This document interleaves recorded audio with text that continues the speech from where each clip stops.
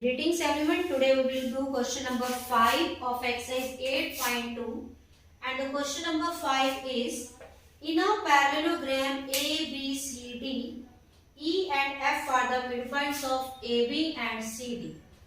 So a parallelogram ABCD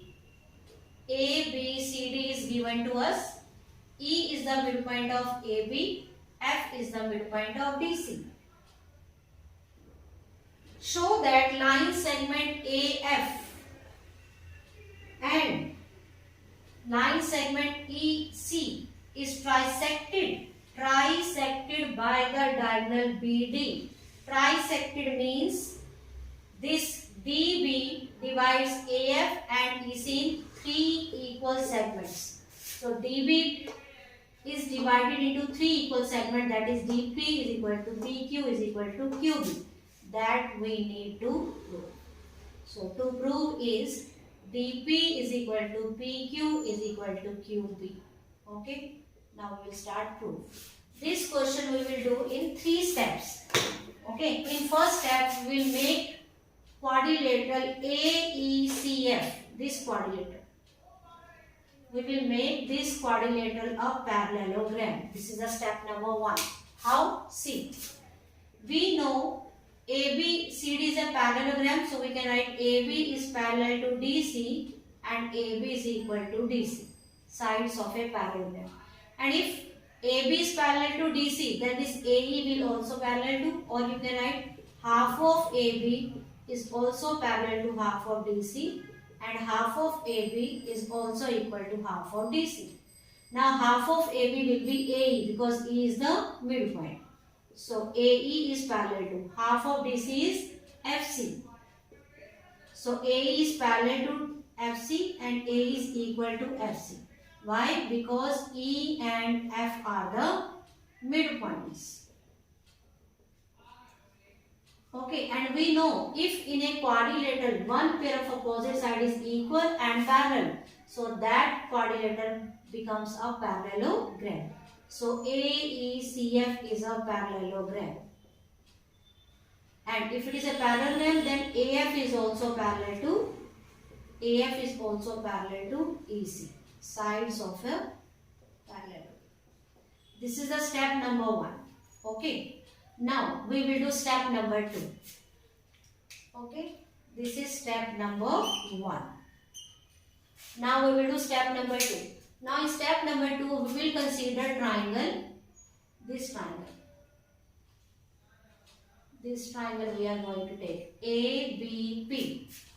So step number 2, in triangle ABP. Now see, E is the midpoint of AB. This is given to us. E is the midpoint of AB. Okay, and this EQ is parallel to AP because this AF, we have proved AF is parallel to EC. So AP is also parallel to EQ. AP is parallel to EQ as AF is parallel to EC. So its parts will also be parallel. Now this is the midpoint and this line is parallel to this line. So converse of midpoint says that Q is also the midpoint of PB. Therefore, we can write Q is also the midpoint of PB. That is PQ is equal to QB. And this is by converse of midpoint theorem. So this is the equation 1. Okay, this was the step number 2. This is step number 2.